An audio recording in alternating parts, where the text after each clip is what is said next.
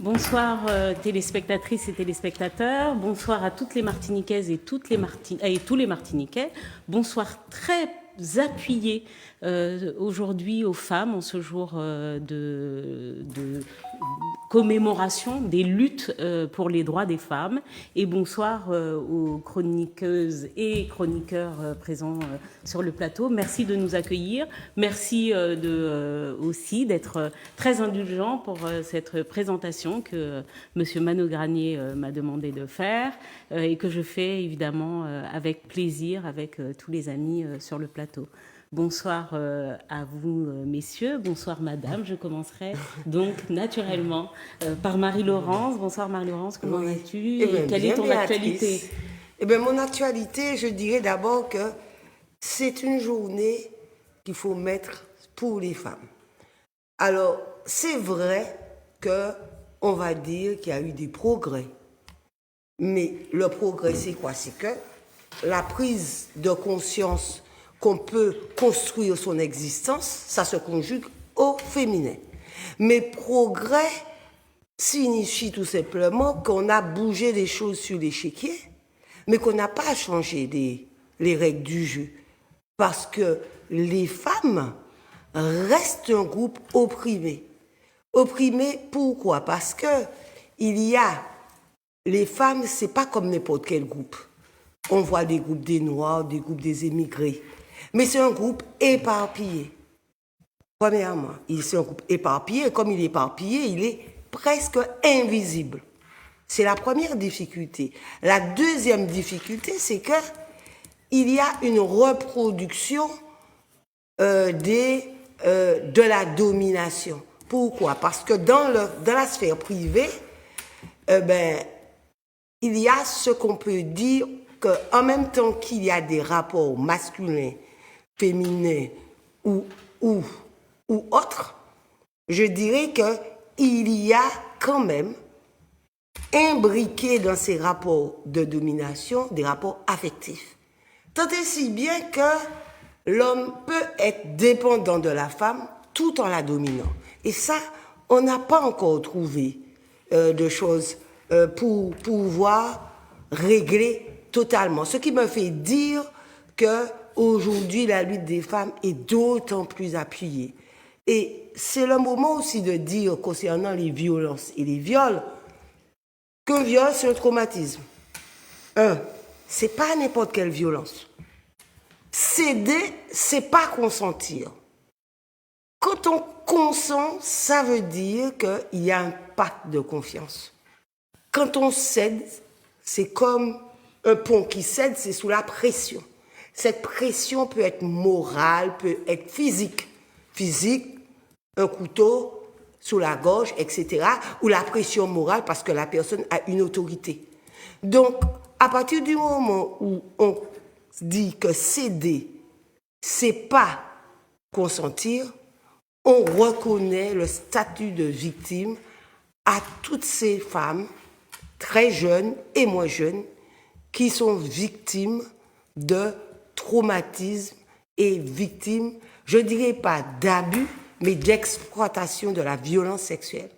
Et ça, je dis qu'aujourd'hui, dans la société martiniquaise, il faut qu'on en prenne grandement conscience parce que je pense qu'il y a, plus qu'on ne le croit, des jeunes femmes et des femmes moins jeunes qui sont victimes d'attouchements et même d'abus sexuels. Voilà, c'est vraiment ce que j'avais à dire parce qu'il n'est jamais trop tard pour continuer la lutte. Et moi, je crois que le 8, c'est une date symbolique, mais dans toutes les stations d'information, il convient de réserver, ne serait-ce qu'une fois par mois, dans l'actualité du kiosque, par exemple, quelque chose, une actualité spécifiquement des femmes. Moi, je crois qu'il faut qu'on évolue là-dessus et donc rendre la lutte des femmes encore plus visible. Et non, ça se réduit à 2 ou 3 femmes qu'on invite sur un plateau parce qu'elles ont une visibilité. La visibilité, c'est l'ensemble des femmes. Tout à fait, merci. Voilà, beaucoup. merci. Merci. Charles. Oui, Bonsoir. merci. Bonsoir Béatrice, bonsoir aux chroniqueurs et à Madame Delors, chroniqueuse.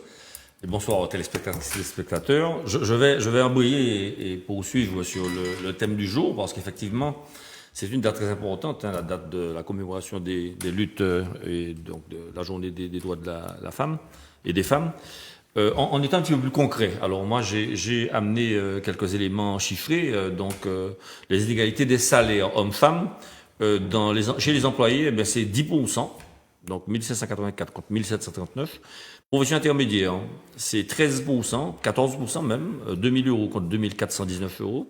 Chez les ouvriers, c'est à peu près 16%, 1462 euros contre 1750 euros, toujours bien évidemment en faveur des hommes. Et chez les cadres supérieurs et chefs d'entreprise, eh bien c'est moins 20%, 3500 pour une femme et 4400 euros pour un homme. Alors je voulais préciser, j'ai un jour eu la chance d'avoir quelqu'un qui était venu dans une classe et il avait expliqué aux enfants que la différence qu'il y avait entre un flirt et la pression, c'était la présence du rire. C'est aussi bête que ça. Hein, quand on entame une relation, s'il n'y a pas le rire, c'est qu'il n'y a pas de consentement. Un flirt, c'est joyeux. Un flirt, ça donne de la bonne humeur. Et donc, c'est un petit baromètre personnel qui me permet toujours de dire aux jeunes, notamment aux jeunes filles, attention, quand il n'y a pas de consentement, c'est qu'il n'y a pas de joie et il faut être attentif. Je souhaitais aussi dire que il y a une date, en Espagne, en 711, le roi Rodrigue, roi des Visigoths, les Visigoths qui étaient catholiques, a perdu devant les Arabes.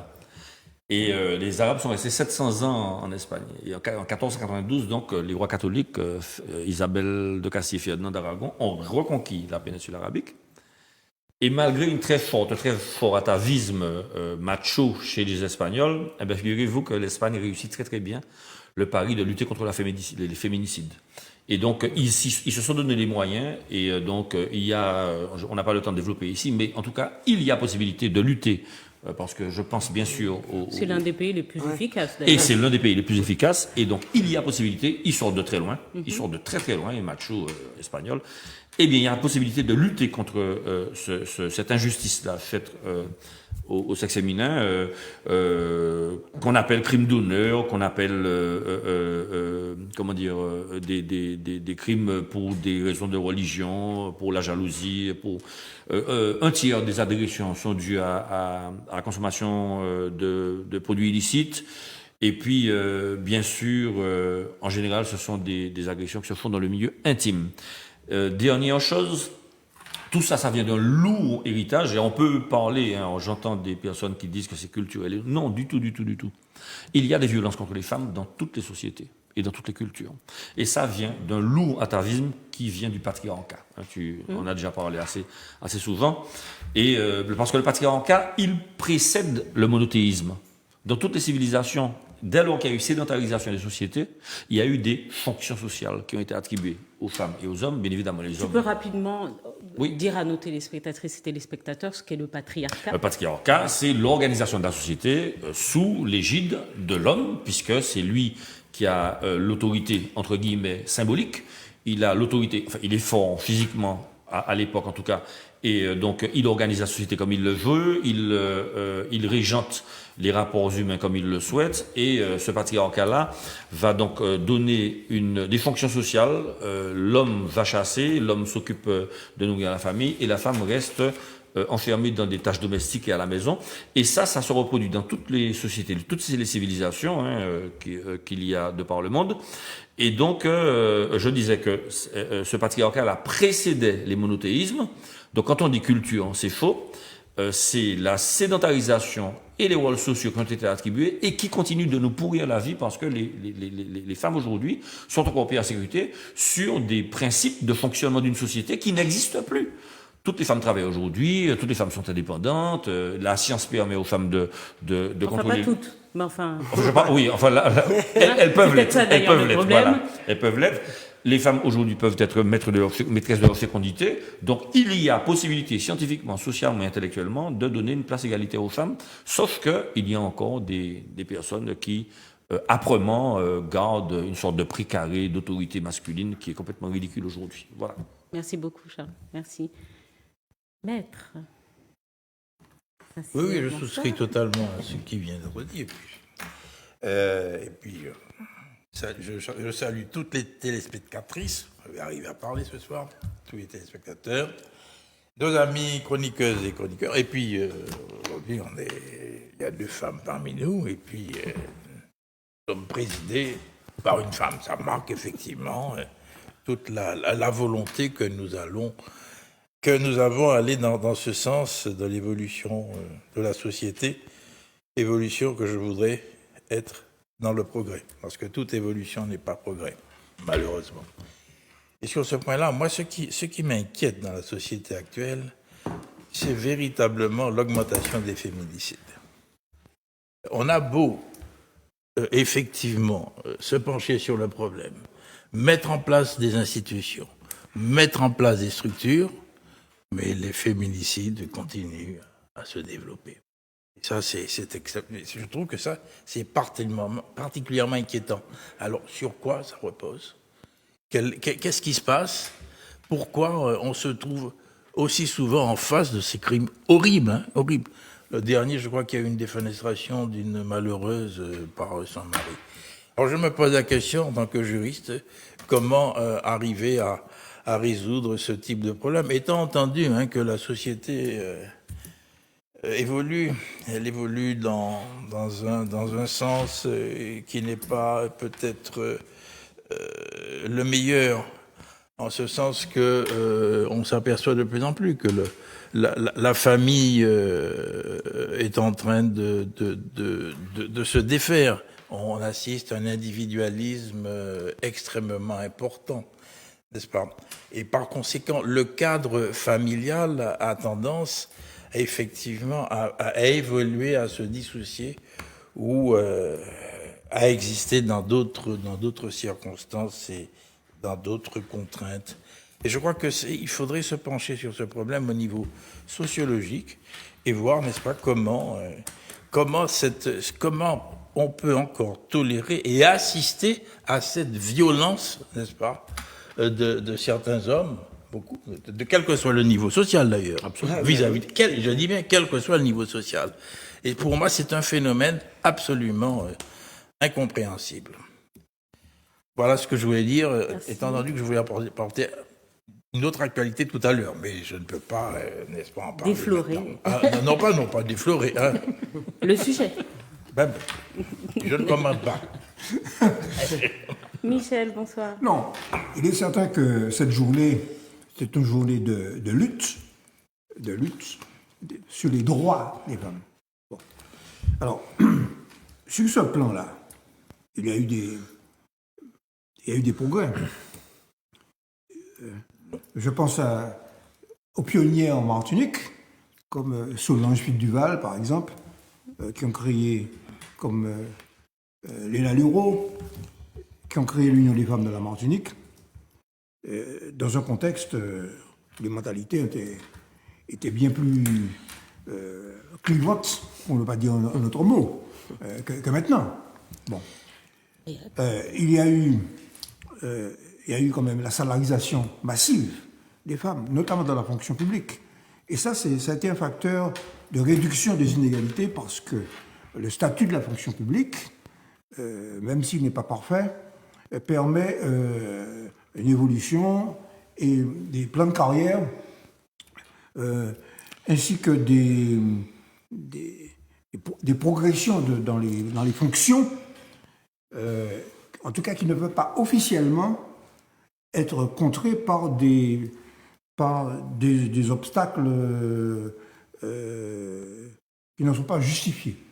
Mais, alors c'est là que je reviens à ce que disait tout à l'heure, Marie-Laurence Delors parlait de la reproduction des mentalités et du système. Et c'est ça le problème. Alors, je ne sais pas si c'est culturel ou si ça vient des fonctions qui ont été dans le passé, depuis la plus haute préhistoire, attribuées aux deux sexes. Bon. En tout cas, c'est rentré dans les mentalités. Et c'est ça qu'il faut casser.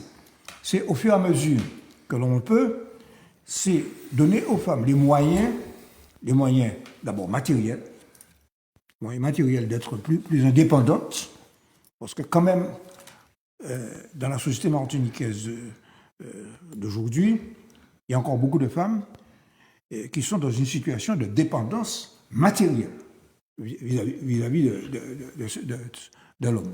Bon. Et puis, il faut agir sur les comportements, sur les mentalités. Alors ça, c'est le plus difficile, sur les représentations, sur les stéréotypes.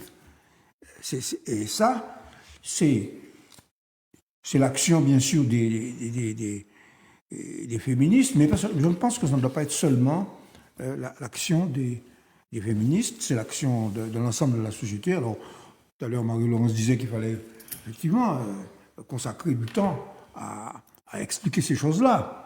Bon, je vais raconter une petite anecdote. J'étais invité aujourd'hui par l'UFOLEP. Je ne sais pas si vous savez ce que c'est que l'UFOLEP. Bon, il y a un enseignant ici là, qui va nous expliquer ce que c'est que l'UFOLEP. L'UFOLEP, c'est un organisme public dans l'éducation nationale et qui développe la pratique des sports. Okay? Et mon association de karaté a été invitée aujourd'hui, je ne dirai pas où, mais à animer une séance d'initiation à la salle de défense. Vous parlez d'attouchement. Une séance d'initiation à la salle de défense pour un groupe de femmes. Bon, malheureusement, ça n'a pas pu avoir lieu parce que nous avons indirectement, entre guillemets, été victimes des barrages et on n'a pas pu. Mais ça aura lieu. Bon, ça veut dire quoi? Ce sont des actions concrètes. Je cite cet exemple. Ce sont des actions concrètes qui permettent. Bon, quand même moins, on pas moins de moins, et bien, mon rabat, ça qu'il faut. Non, mais je me donne les moyens surtout de m'échapper de la self-défense. Je vais t'inviter à mon cours et je vais t'expliquer en quoi ça peut consister. Oui. Ça peut consister d'abord, effectivement, à s'échapper, esquiver, et une fois que tu n'es pas échappé, il faut pouvoir riposter. Bon, voilà. Donc, mais ceci dit, l'essentiel, ce que je voulais dire, c'est que il faut donner aux femmes les moyens de conquérir ces droits, parce qu'il ne suffit pas de les inscrire dans les constitutions. Hein. Bon, l'Espagne a fait un grand pas. La France a augmenté les pénalités. On forme des policiers et les gendarmes à l'accueil des victimes. Bon, il paraît que ce n'est pas encore suffisant, qu'il y a encore beaucoup de fonctionnaires, de policiers et de gendarmerie qui ne savent pas encore comment accueillir les personnes. Il y a une condamnation d'ailleurs voilà. Donc mais nous avons spécifiquement une sociologie et une histoire en Martinique. Récemment, il y a une sociologue martiniquaise, Esmeralda, qui a expliqué un peu les fondements dans la société martiniquaise issue de l'esclavage, les particularités des inégalités hommes-femmes. Ce n'est pas simplement la reproduction des inégalités hommes-femmes en Europe. Voilà.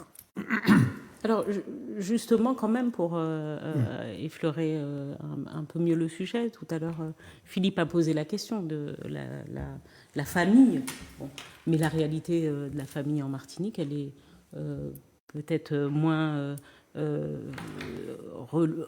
ressemble un peu moins au fantasme que certains veulent bien avoir de cette famille. La réalité de la famille en Martinique, c'est qu'elle est très matriarcale, voire matrifocale, matrifocale et monoparentale pour beaucoup, c'est plus de 48% des familles martiniquaises. Bon. Donc cette réalité de l'étiolement de la famille, c'est aussi le devoir, peut-être également en termes de société, de regarder la société martiniquaise, en tout cas pour ce qu'elle est, et de voir que le tissu familial n'est pas obligatoirement un tissu triangulaire homme, femme, enfant. Il est parfois triangulaire femme, femme, enfant, homme, peut-être parfois beaucoup plus de personnes participent au lien familial. Donc je crois qu'il faut se regarder, en tout cas que nous arrivions à nous regarder, à organiser la société, en tenant compte de ces réalités aujourd'hui, de la réalité qu'est la famille. Et j'ai envie de vous interroger également du coup, parce que on dit souvent ah ouais mais en Martinique les femmes blanches c'est potomitan et tout ça, ce qui est un vrai piège d'ailleurs de la société martiniquaise, que de considérer la femme comme ce pilier résilient, donc qui résiste à tout. Qu'est-ce que vous en pensez? Et justement, qu'est-ce qu'on peut en dire pour défaire aussi, dans cette conception de la lutte, défaire cette idée aussi que la femme, parce qu'elle arrive à passer des étapes, serait une châtaigne, serait capable de surmonter tous les défis, de porter toutes les peines, et notamment de porter seule parfois, peut-être grâce à cette espèce de fantasme, l'éducation des enfants qu'elle n'a a priori pas fait seule. Marie-Laurence. Oui, alors j'ai oublié de saluer, n'est-ce pas, l'ensemble de l'auditoire ici. Il n'est jamais trop tard. Voilà, ainsi que tous les téléspectatrices et téléspectateurs. D'accord, et donc je vous remercie de nous écouter ce soir. Alors, sur cette représentation qui est tenace, c'est-à-dire que femme potomitan, ça cache en réalité la dure réalité de la stature et de la position des femmes dans la société martiniquaise. Autrement dit, faire reposer l'éducation, l'éducation des enfants et je dirais aussi ce pourquoi nous sommes sur terre, à savoir conduire les adultes aussi vers plus de liberté, eh bien ce serait uniquement le rôle des femmes, je crois pas. Je crois qu'aujourd'hui, comme d'ailleurs auparavant, les femmes n'ont pas ce monopole. Et tant qu'on n'a pas compris ça, la famille sera en profonde difficulté. Parce que quand on dit ça, on culpabilise beaucoup les femmes. Si tu maman n'a pas appris à l'école, ça maman il a fait. Si il apprend poids, maman il a baillé trop manger. Donc la femme est responsable de tout et il y a une déresponsabilisation de l'autre acteur de l'éducation, à savoir le père. Parce qu'un père peut être présent ou absent du cercle, mais travailler et s'occuper de son enfant. D'accord? Donc, qu'on puisse demander aux femmes d'être père et mère, ça pose problème. Une femme, c'est pas maman, papa. Une femme, sous maman ou c'est un maman. Papa, pas là, faut quitter place là. C'est-à-dire que il y a nécessité de replacer chacun, même si le père est absent, il y a bien cet individu qui est un père ou un géniteur qui a permis cette naissance. Donc, il faut laisser cette place. Et donc, laisser cette place, c'est laisser la possibilité à un autre membre de la famille de jouer ce rôle. Mais de façon, je dirais, très libre et de manière protectrice. Et ça, c'est important.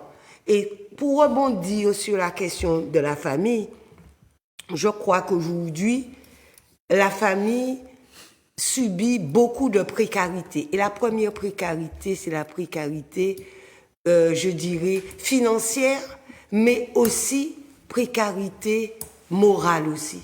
Pourquoi? Parce que il faut revisiter un certain nombre de valeurs.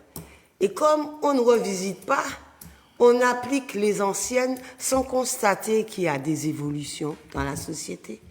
Donc, la question de la dignité, la question de l'honnêteté, il faut savoir quelle est notre représentation de l'honnêteté aujourd'hui. Est-ce que tricher pour faire un devoir, on dit, la fin justifie les moyens. Donc, il faut quand même faire reposer là-dessus notre réflexion. Charles? Oui, ta question. Parce que tu en parlais tout à l'heure. Oui, tout à fait. Du patriarcat Absolument, et du coup. Mais ta question est très pertinente parce qu'effectivement, femme potomitan, ça veut dire justement, elles sont tellement résilientes et fortes qu'on va tout leur laisser, quoi. Et c'est quelque part la solution, hélas, que mes congénères masculins trouvent comme excuse, j'ai envie de dire lâche, pour laisser les dames et les mamans au cœur de la tempête éducative. Alors je souhaiterais poursuivre en répétant un aphorisme, enfin un proverbe que j'entends. Oui, bel mot. Non, mais c'est bien, on apprend du vocabulaire. Un proverbe que ma mère disait en plaisantant. Elle a eu 2 garçons, elle disait « Madame, coq-moi la Dieu, Marie pour les autres ». Et ça, c'est un trait de caractère dans l'éducation que nous avons, nous, jeunes hommes, qui fait quelque part que quand on a entendu ça très longtemps, eh bien forcément, on est quelque part un petit peu installé dans ce confort moral-là. Et je veux aussi parler du point de vue historique, du fait que l'homme, enfin l'esclave, l'esclavisé, il était un meuble, et donc il ne restait pas dans l'habitation.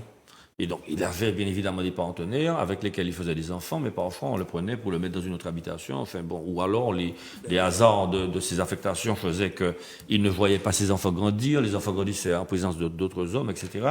Ce qui fait que l'atavisme de l'éducation fait que la mère, depuis 6, 7 ou 8 générations, eh bien, elle a pris l'habitude, parce que sa mère l'a éduquée comme ça, elle a pris l'habitude de s'occuper de ses enfants, parce que ce sont ses enfants, et elle ne s'appuie pas, elle a pris l'habitude aussi de ne pas s'appuyer sur cet homme dont la présence était fugace.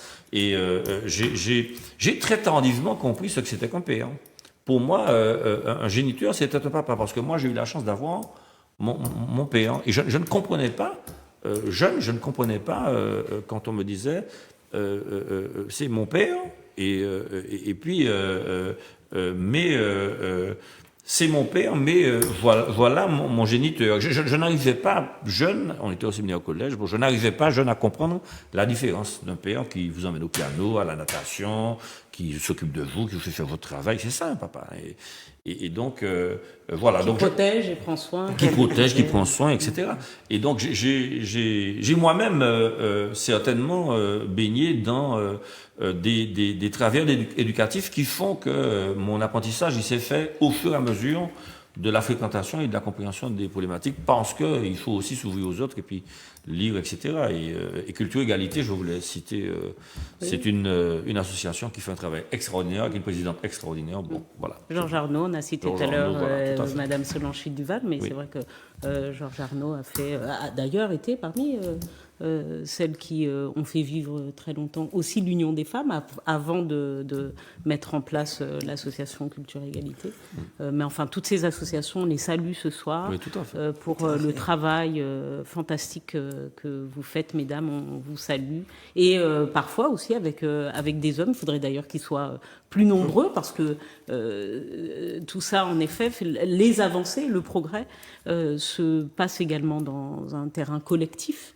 Et il faut peut-être, en effet, les mentalités vont changer au fur et à mesure que les règles vont être plus acceptées, et que, on a parlé des violences faites aux femmes, enfin, on parle aussi dans ces cas-là de cette idée de ce que la femme est à la disposition de l'homme. Le fameux, finalement, ça renvoie un peu à ce que tu disais, Charles, à l'instant, mais c'est cette idée que, attention, le coq est dehors, donc il peut aller manger dans tous les poulaillers, parce que, au final, toutes les poules sont à la disposition du coq, et il n'y a dans cela rien de la séduction, rien de l'amour, rien du consentement, mais plutôt de la mise à disposition.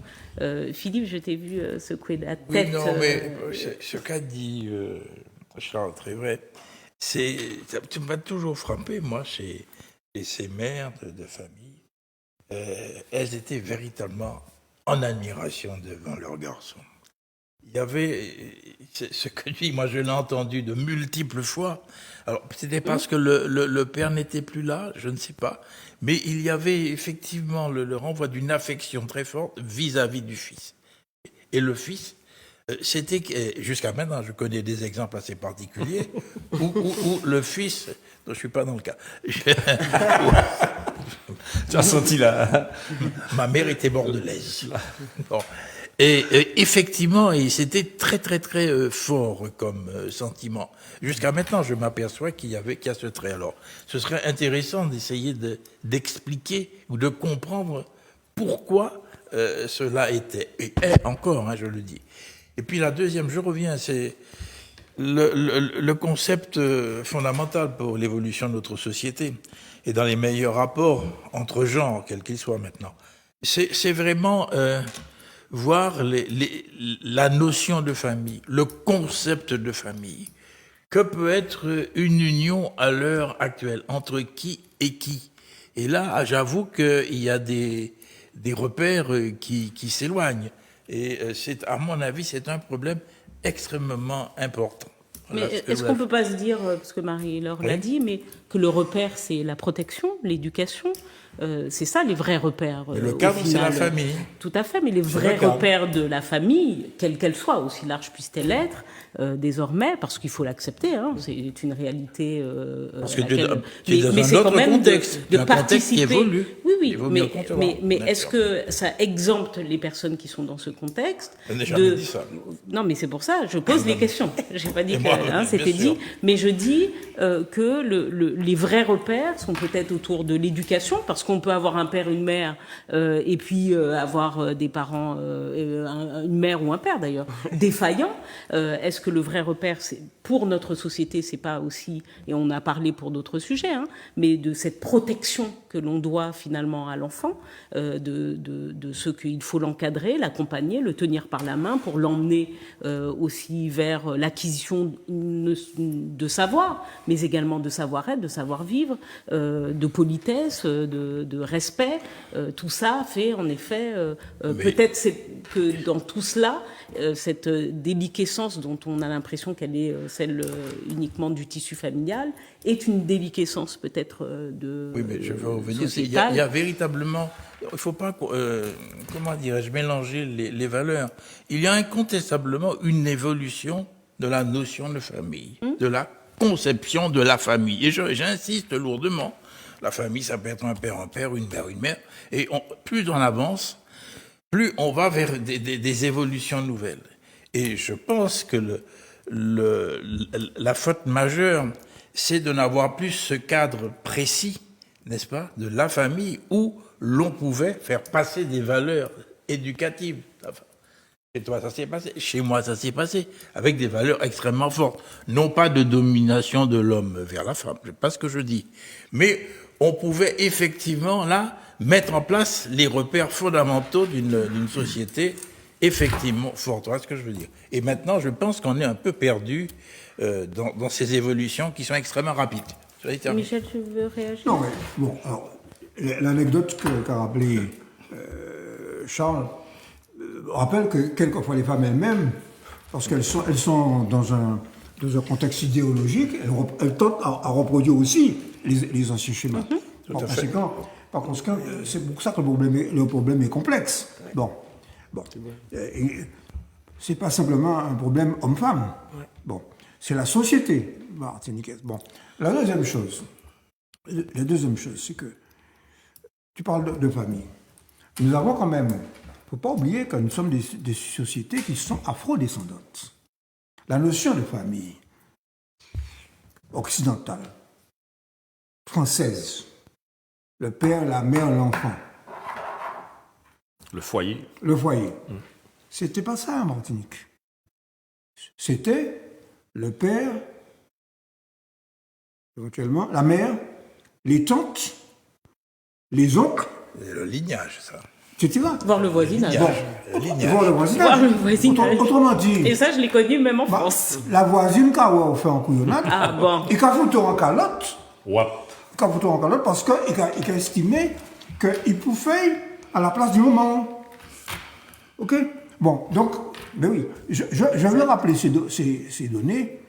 Bon, la décohabitation, l'urbanisation, le fait qu'on n'a plus des grandes familles, où plusieurs générations vivent ensemble, a modifié aussi les conditions de la L'immigration. famille. Le fait, l'immigration. Très juste. L'immigration. L'immigration. C'est-à-dire qu'une bonne partie de la famille est en France. Très juste. Bon. Encore que, j'ai constaté souvent que souvent, on reproduit en France la famille antillaise. OK? Bon. Mais en Martinique même, ce qui se passe, c'est que on n'habite plus dans des maisons avec un terrain autour, etc. On habite dans un HLM. Donc, on s'oriente vers un modèle familial occidental. OK? Donc, mais moi, je suis quand même pas pessimiste, parce que j'observe quand même. Parce que je suis en même temps un éducateur.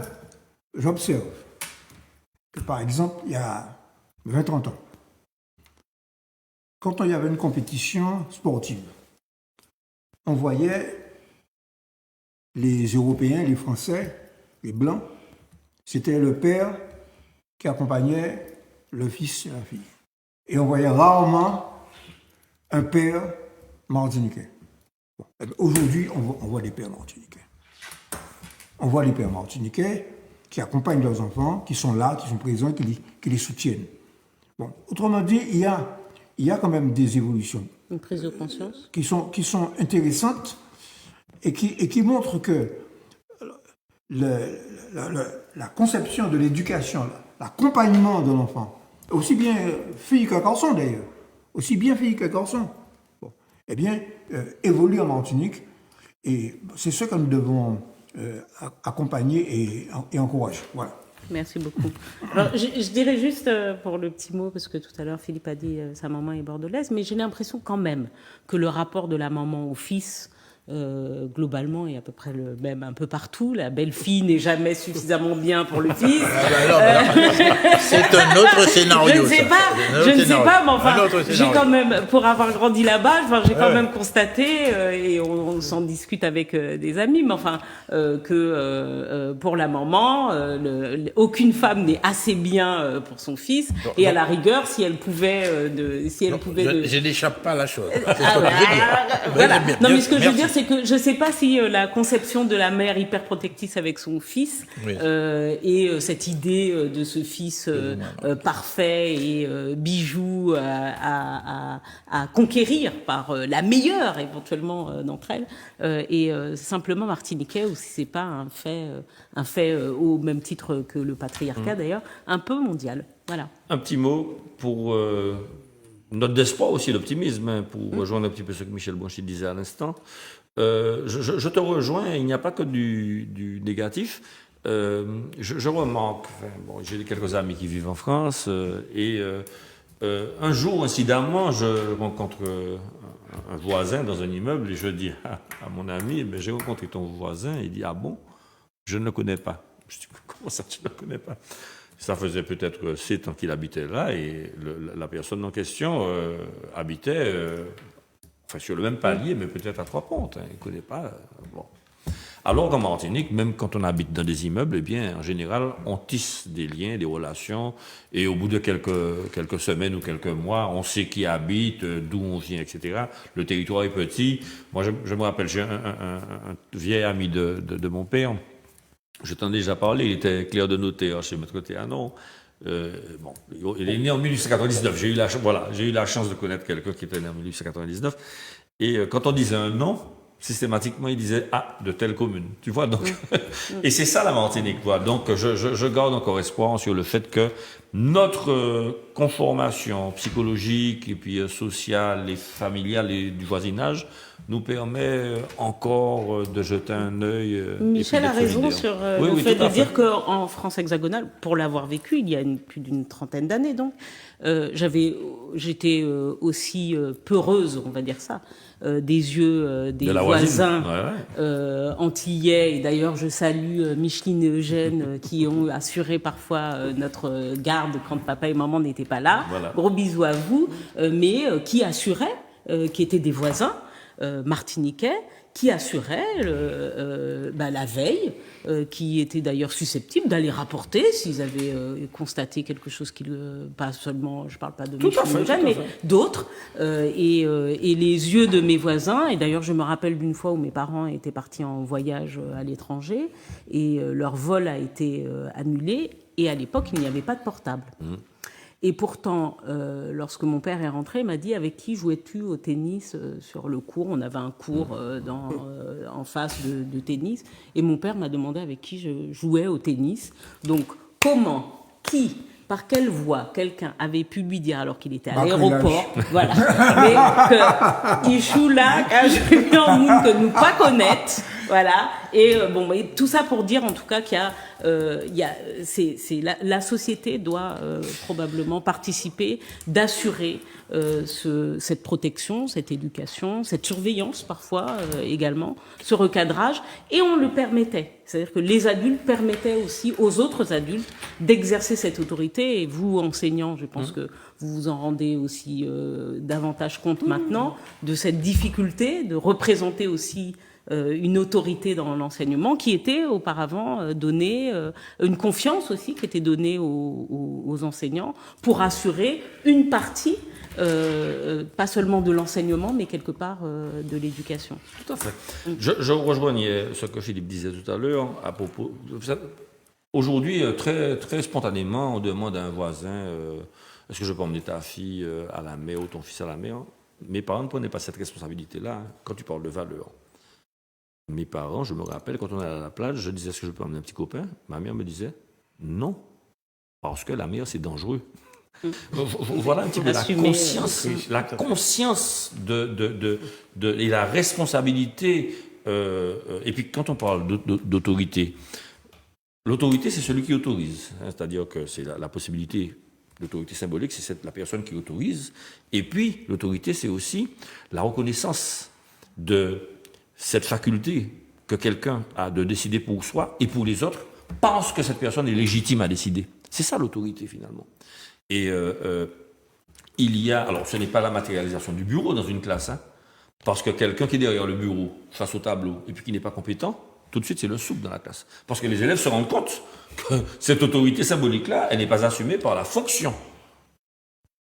Et aujourd'hui... Mais par la personne. Mais par la personne, et puis par ses compétences professionnelles, et puis par son empathie, et sa manière de fonctionner dans la classe, etc. Et donc, Philippe parlait tout à l'heure de valeurs, mais c'est ça les valeurs. Et aujourd'hui, même puis Zacharie, enfin, je sais pas, aujourd'hui, j'ai l'impression... Non, mais c'est ça, j'ai l'impression que les choses vont à volo et que... Alors, je vais faire un petit glissement, parce qu'on a quand même d'autres sujets d'actualité. Oui. Hein, mais je vais faire un glissement. Bon, est-ce que vous vous rendez compte? Du coup, là, d'après le dernier vote ce soir du Sénat qui a voté le report donc à 64 ans de l'âge de départ à la retraite, ça a été voté ce soir. Vous vous rendez compte quand même, vous enseignants, que vous allez devoir supporter ça longtemps. Hein, c'est pain et puis Zacharie, vous avez même dit.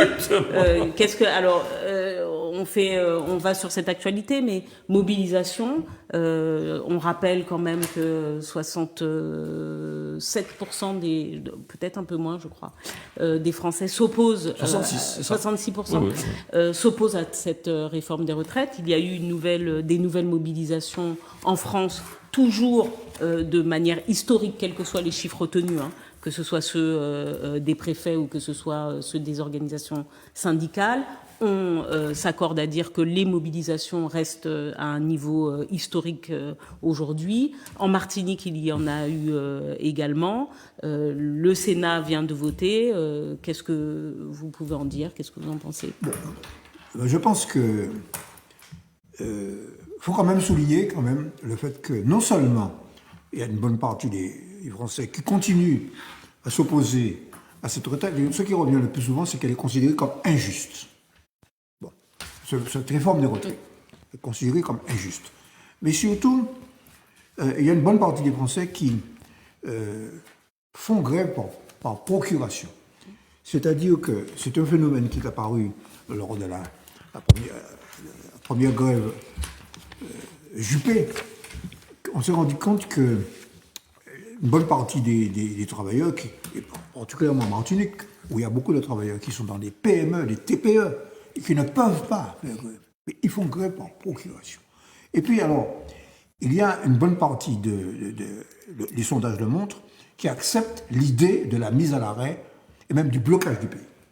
Autrement dit, le pouvoir a essayé d'utiliser il n'a pas réussi, puisque les syndicats ont organisé une manifestation de telle sorte qu'il n'y ait pas de débordement. Il y a eu quelques black blocs qui ont fait les imbéciles dans certains cortèges, mais d'une manière générale, alors, on a essayé on essaie maintenant d'essayer d'utiliser le fait qu'il y ait des blocages, notamment dans les raffineries, pour essayer d'agiter la pénurie d'essence comme étant un facteur de peur, etc.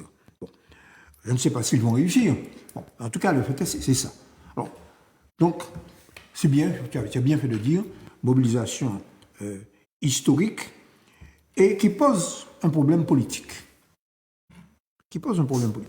C'est-à-dire que même si le processus parlementaire, tu viens de décrire une étape du processus parlementaire, c'est ce qui s'est passé au Sénat. Bon, après ça, c'est la commission mixte paritaire Assemblée-Sénat. Et puis après, c'est l'Assemblée nationale. Bon, en supposant que ce processus parlementaire arrive à son terme, beaucoup d'analystes, y compris des gens de droite, je prends l'exemple un type comme Alain Duhamel. C'est pas un marxiste-léniniste. Hein. Bon. Alain Duhamel dit qu'il y aura une rupture entre la présidence Macron et une grande partie du peuple français. C'est-à-dire qu'il y aura une colère rentrée. Et certains même rappellent que Chirac même la loi avait été votée, la loi sur le CPE, le contrat première embauche, qui instaurait un SMIC jeune inférieur au SMIC. Mais ce contrat première embauche, Chirac l'avait fait voter, avait promulgué la loi, il ne l'avait pas appliquée. Autrement dit, ce scénario, de plus en plus, est évoqué, je vous dis, par des gens qui sont plutôt du côté du pouvoir des néolibéraux. Mais est-ce que là, du coup, vous ne pensez pas, eu égard alors, aux modifications qui commencent à être consenties, parce qu'il y a eu des modifications consenties, notamment par rapport aux femmes, mais très faiblement, mais qui coûtent de toute façon. Bon, beaucoup d'économistes disent aujourd'hui, les économies annoncées pour dans 30 ans, elles ne verront pas le jour. Exact. Si on applique là aujourd'hui le projet de loi tel qu'il est devenu après les amendements, on n'arrive pas à équilibrer le système, puisqu'il semblerait que ce soit le déséquilibre du système qui justifie de la réforme. Donc là, est-ce qu'on n'est pas dans un problème de stature du président qui a besoin de faire passer sa réforme parce que l'Europe lui demande, parce que d'un côté il y a l'Allemagne qui dit partout on a réussi à faire des réformes, notamment celle des retraites, et en France vous n'y arrivez pas. Est-ce que Macron aujourd'hui n'est pas plus dans une posture est-ce qu'il va arriver au bout ou pas, on le verra assez tôt, mais est-ce qu'il n'est pas plus dans ça que dans finalement maintenant la nécessité de remplir une feuille de route financière, budgétaire, on va dire ça comme ça. Charles. Je te rejoins absolument. Alors, trois petites remarques. La première remarque, c'est que je ne comprends pas que le président ne veuille pas travailler avec les syndicats. Laurent Berger de la CFDT a appelé à voter Macron, il l'a dit lui-même, et aujourd'hui il n'a pas été reçu et il n'est pas écouté parce que la démocratie sociale n'existe pas avec ce président-là. Et pourtant les syndicats sont des partenaires importants parce que ce sont des partenaires qui permettent de gérer les grèves de manière pacifiée. Une grève qui n'est pas encadrée avec, vous connaissez aussi bien que moi, avec les forces. Ça donne les gilets jaunes. Voilà, absolument. C'est-à-dire un truc qui se termine dans l'autre boudin. Voilà, ça donne des gilets jaunes et puis ça donne des dérapages très graves. Deuxième élément, le président de la République a fait un premier quinquennat qui était un quinquennat de libéralisation, incontestablement. Et tout le monde s'attendait à ce qu'il fasse le deuxième quinquennat qu'on peut qualifier de quinquennat d'investissement, voilà, un quinquennat d'investissement avec le pied gauche, tout à fait, puisqu'il avait fait le pied droit, et on s'attendait à ce que davantage d'investissement dans l'éducation, dans l'hôpital, dans l'accompagnement social, avec un choc éducatif, avec davantage de générosité pour accompagner les jeunes qui sont en très grande difficulté aujourd'hui. Eh bien non, il poursuit parce que, comme tu l'as dit, c'est l'Europe qui l'a demandé. Et c'est très clair, aujourd'hui on sait que le président ne pourra pas se représenter dans 4 ans. Parce qu'il ne peut pas faire parce plus qu'il peut de pas faire deux mandats. plus de quinquennats. Donc, incontestablement, son comportement lui est dicté par les intérêts financiers. Et troisième élément, j'ai écouté ce que Michel Branchi disait lundi, parce que je t'ai suivi lundi, et j'ai appris des choses, 236 milliards d'euros qui sont donnés à des entreprises, et notamment de grandes entreprises, qui sont des espèces de cadeaux, parce qu'on n'a aucune garantie du fait qu'il y ait des retombées du point de vue du dynamisme, du point de vue des embauches, et du point de vue d'une sorte de plus-value économique et financière qui serait dégagée par ces entreprises-là. Donc ce sont des cadeaux qui sont faits aux entreprises. Notamment le CICE. Notamment le CICE, voilà. Dont le président avait dit d'ailleurs qu'ils allaient vérifier l'efficacité, ça c'était au premier mandat. Et jusqu'à maintenant, tout le monde sait que c'est pas efficace. Et donc, et puis, ton deuxième chiffre, Michel, je le cite, puisque j'ai noté, 38 milliards d'euros de plus chaque année que reçoivent en bonification par rapport aux spéculations et aux autres distributions de dividendes, 38 milliards d'euros de plus chaque année pour les milliardaires. Enfin, moi, quand tu as donné ces chiffres-là, mais j'étais estomaqué, quoi. 38 milliards, alors qu'on a besoin de 12 milliards. Faut arrêter les blagues. Tu vois, mais je dis deux choses. Macron s'est entouré de ce qu'on appelle le Conseil d'analyse économique, qui est dirigé par Denué Pisani-Ferry, qui est un économiste issu des milieux européens. Le Conseil d'analyse a évidemment analysé les effets de ces fameuses aides aux entreprises. Eh bien, le Conseil d'analyse économique dit qu'il n'a pas trouvé de preuve que ça a eu un effet sur la compétitivité des entreprises. Bon, voilà. Bon. Par contre, on a vu les effets sur les dividendes. Bon, alors très clairement. Alors, tu termines ce que disent les économistes atterrés. Oui. Tu viens à mon avis, de citer Henri Sterdyniak, qui est le. Porcher. Bon, Sterdyniak dit qu'en réalité, ces aides vont alimenter la spéculation financière. Bien sûr. Voilà. Tout en sachant, parce que c'est un ensemble, que parallèlement, il y a eu disparition, mise en place de la flat tax, donc d'un seuil maximum d'imposition des revenus du capital. Il y a eu la disparition de l'ISF sur le capital, donc on ne taxe plus à l'ISF les personnes qui ont des millions qui dorment et pas sur les biens immobiliers et pas sur les biens immobiliers. Donc c'est vraiment un ensemble de choses. Donc quand un certain nombre de personnes disent Macron président des riches, et en l'occurrence que certains disent il y a quand même d'autres solutions que celle de s'attaquer aux pensions et à la fin de vie quelque part des gens, parce qu'on sait aussi en France que la fin de vie, la vie en bonne santé s'arrête à peu près à 63 ans.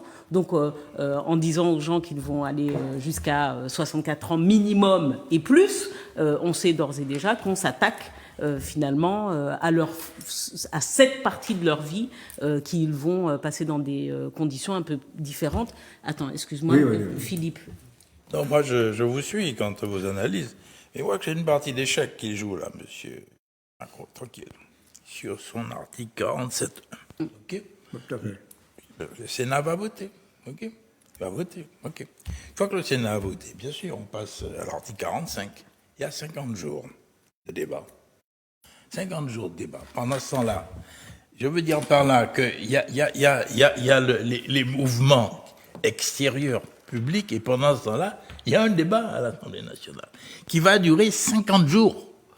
50 jours. Et au bout de 50 jours, bien sûr, c'est M. Macron qui aura le dernier mot. Mais donc, il est en train de jouer le temps, là. Et effectivement, il faut qu'on ait du souffle pour aller jusqu'au bout. Et je pense qu'il joue cette carte-là. C'est la première fois qu'on met en application cet article 47. Il est tout à fait récent et nouveau. Et ça, il a bien réfléchi à son affaire. J'espère qu'il ne réussira pas, bien sûr. Il faut aller manifester. Il faut aller, bien sûr, aller de plus en plus fort. En tout cas, mais le jeu la mobilisation, c'est qu'elle reste forte. Le jeu est là. Elle reste forte. Un chiffre, pardon. Juste un chiffre. Les aides aux entreprises n'ont pas permis la modernisation des dites entreprises. Parce que l'âge moyen des équipements industriels des entreprises en France, c'est entre 15 et 20 ans.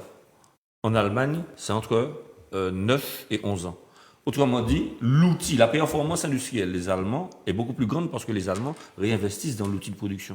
Mais vu que le débat va peut-être durer encore 50 jours, peut-être que ça serait intéressant qu'on débatte d'ailleurs, parce que il y a, je ne sais pas si vous l'avez remarqué, mais il y a beaucoup de comparatifs entre les départs en retraite en Espagne, en France et tout ça.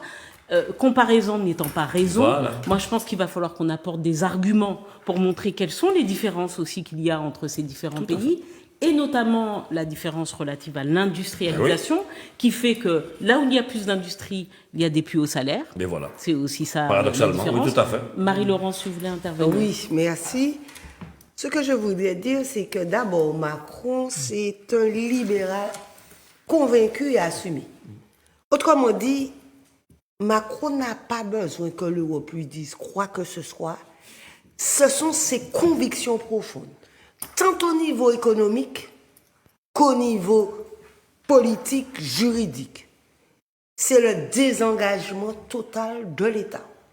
L'État-providence se signe avec Macron. Et c'est ce qu'il dit aux Martiniquais.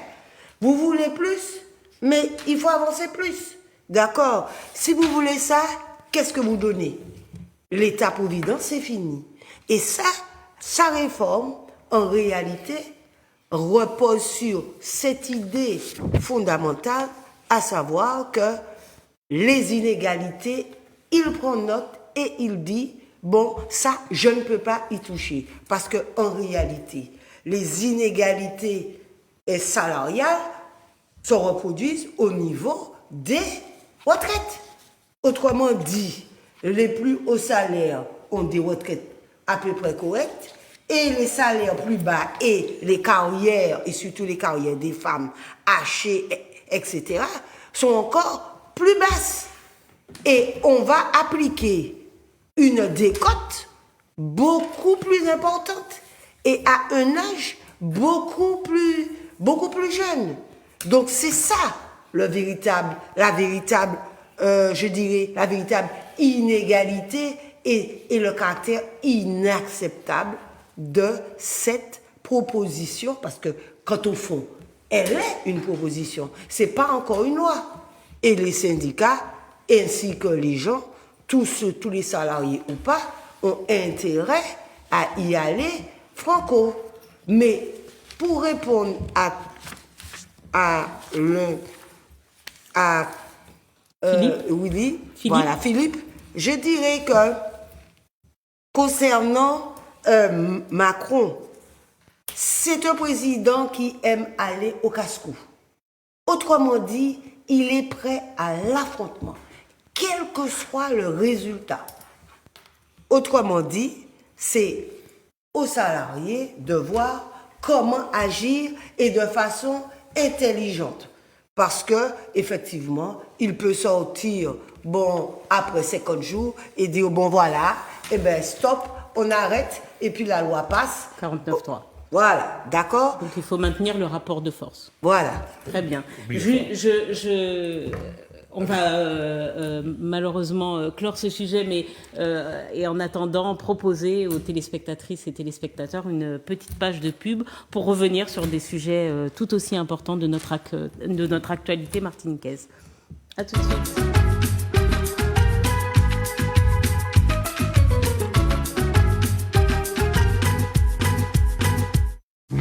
La croisière de la bande à Mano affiche complet en janvier. Zouk TV vous propose le bis pour les retardataires. Le 9 mars, au départ de la Martinique.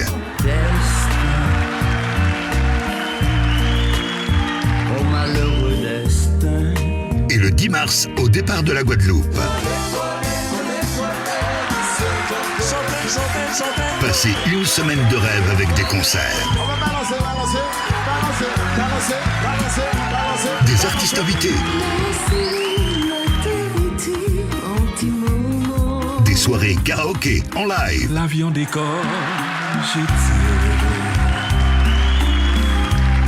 Il atterrit, je t'aime. Des soirées nostalgie des années 80-90 avec le commandant Robert aux platines.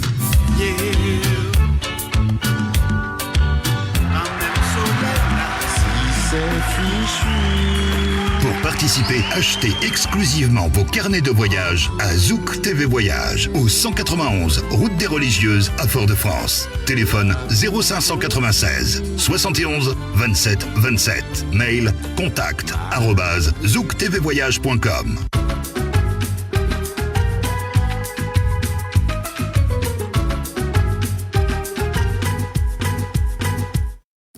Alors, merci d'être resté avec nous et de nous accueillir parmi vous et chez vous. Nous allons retrouver évidemment les chroniqueurs et chroniqueuses présents sur le plateau sur des sujets, un sujet grave qui concerne tout le monde, en tout cas toutes les Martiniquaises et tous les Martiniquais, les Antillais dans leur ensemble. C'est la question du chlordécone. Alors, on a deux actualités. C'est ce rapport sénatorial qui vient de sortir et qui réaffirme la responsabilité de l'État et peut-être même les manquements de l'État quant au traitement et aux moyens mis en œuvre pour traiter cette question du chlordécone, moyens financiers pour la recherche, pour les études et également pour le suivi médical des populations.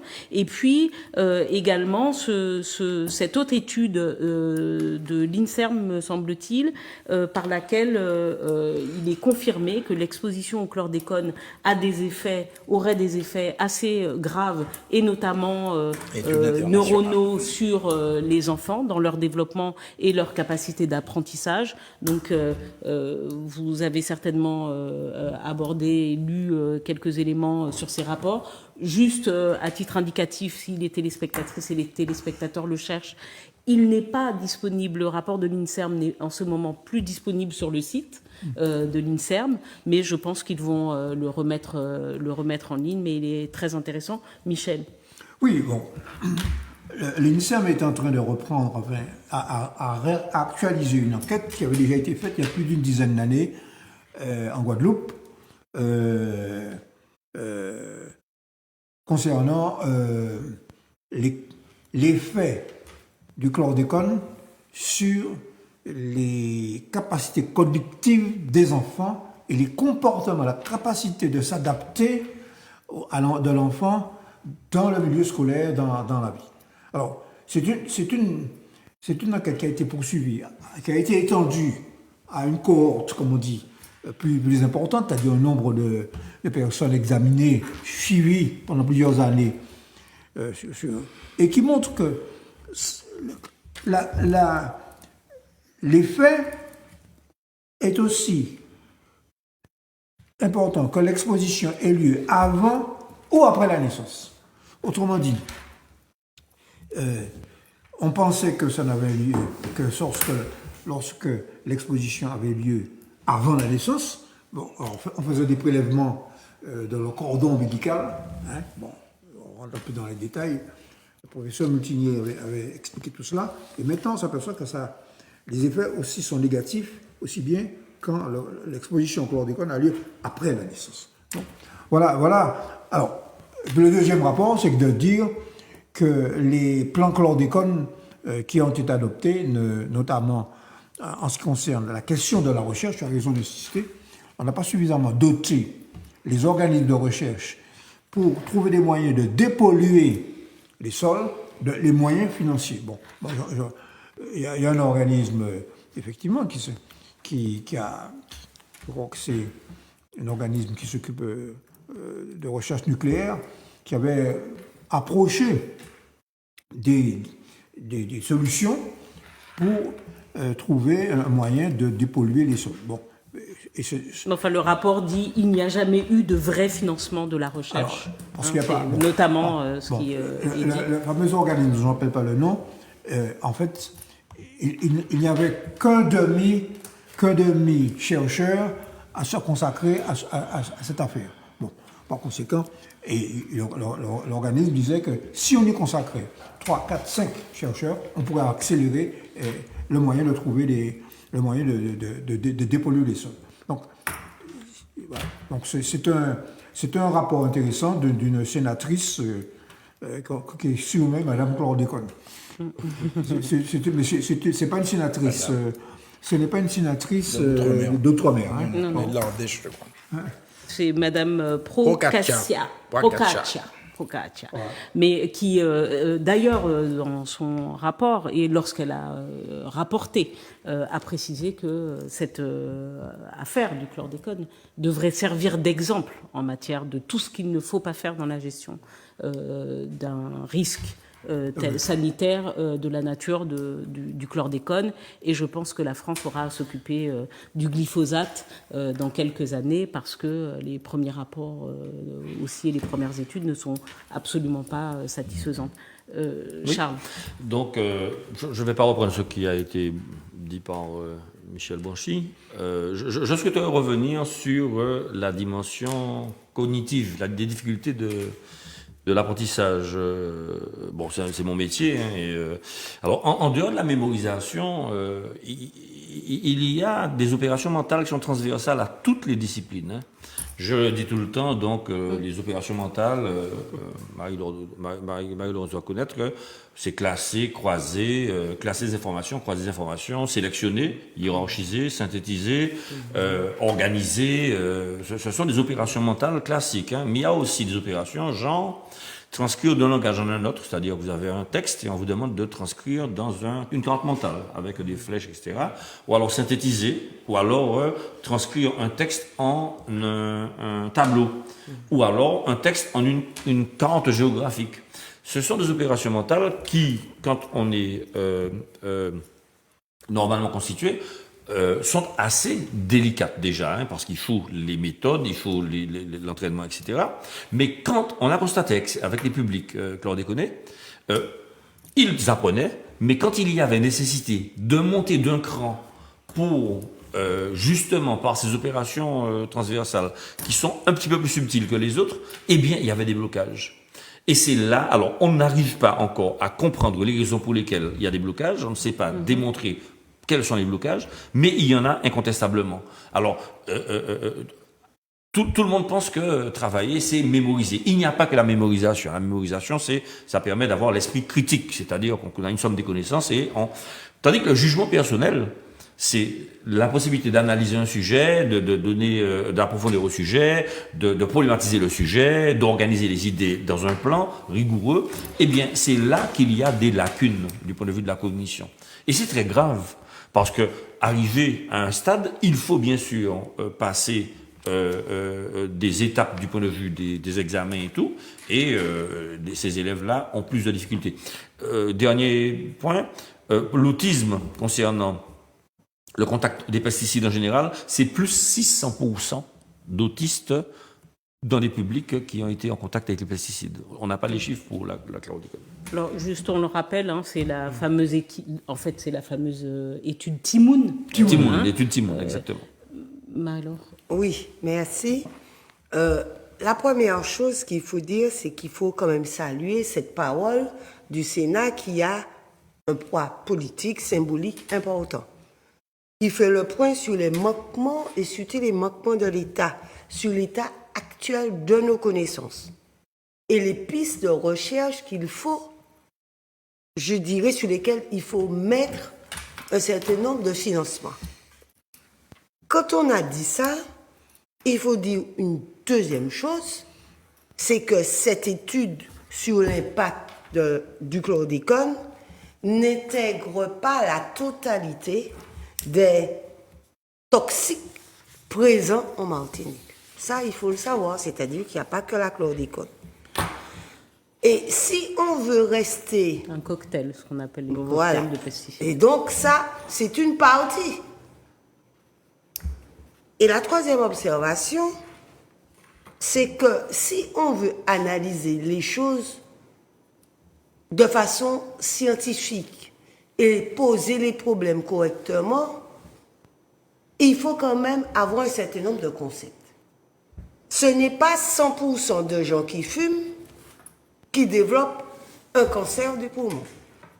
Il y a des gens qui n'ont jamais fumé et qui souffrent d'un cancer du poumon. C'est-à-dire qu'il faut quand même ne pas affoler les gens et ne pas dire, bon, ben voilà, bon, on est pourri pour la vie, etc. Donc, il faut avoir le souci de poser les choses correctement scientifiquement. C'est pourquoi il faut distinguer la cause de la corrélation. Ce n'est pas parce qu'il pleut et que je vois des crapauds que je vais dire qu'il n'y a plus de crapauds. D'accord? Autrement dit, dans la corrélation, on constate, mais on ne répond pas à la question du comment et du pourquoi. D'accord? Par contre, la cause explique, répond à la question du pourquoi. Donc, il faut bien constater ça et bien regarder comment on a réalisé l'enquête. 900 personnes ont répondu, ont accepté de répondre positivement à l'enquête. Parce que sur le volet, il y avait 1700 et 900 ont dit oui, je veux aller sur ce terrain-là. Ils ont répondu. D'accord? Donc, il ne faut pas, à partir, parce qu'il faut bien voir l'échantillonnage aussi, qui fait qu'on est quand même contraint à la réflexion. Et ce n'est pas, je répète, il y a des causes qui sont pluridisciplinaires.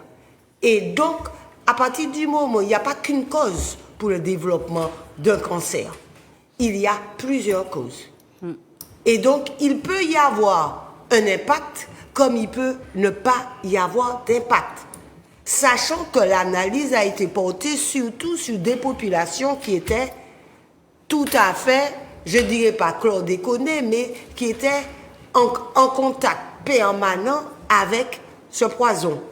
Donc, à partir de ce moment-là, on ne peut pas, sauf si on fait de la propagande, hein, parce que faire de la propagande, c'est pas avoir une démarche scientifique.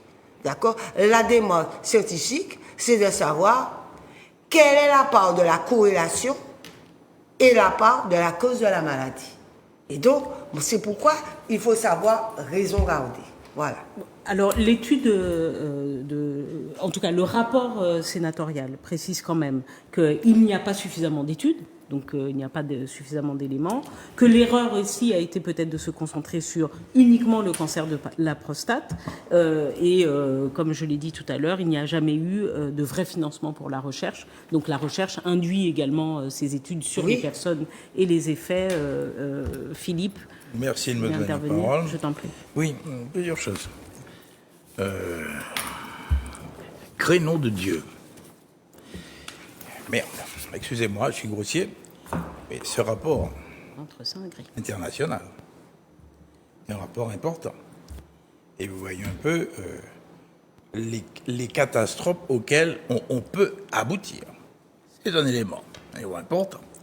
Deuxième élément, le rapport là, de l'Office parlementaire d'évaluation des choix scientifiques et technologiques, Office parlementaire.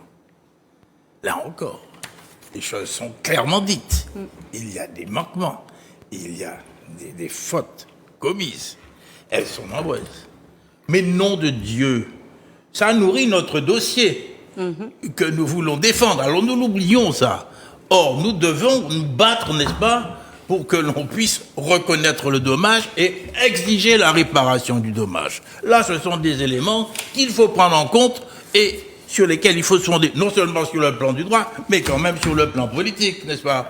Alors, on est empoisonné à mort, nos enfants sont empoisonnés, nous sommes empoisonnés, et on va avoir tout à l'heure qu'on nous gave de sucre. Alors, il ne faut pas tomber dans les théories complotistes non plus. Mais là, il y a des éléments extrêmement importants, n'est-ce pas, pour nourrir le dossier. Et moi, je l'ai lu attentivement. Sur le rapport de la sénatrice, c'est intéressant. Il y a des éléments effectivement très pessimistes, mais il y a des éléments qui sont porteurs d'espoir. La pollution, elle va pas durer autant de centaines d'années. Ce sera fini à la fin de ce siècle. Il y a des études qui sont en cours avec de nos collègues, notamment ma collègue Sarah Gaspard, qui dirige un laboratoire de sciences naturelles et qui est en train de travailler sur la dépollution à partir des sargasses. Alors voilà ce que je voulais dire. Mais là, prenons ça et mettons notre dossier Vous m'avez politique dit en ça. marche. Exact. Il est temps.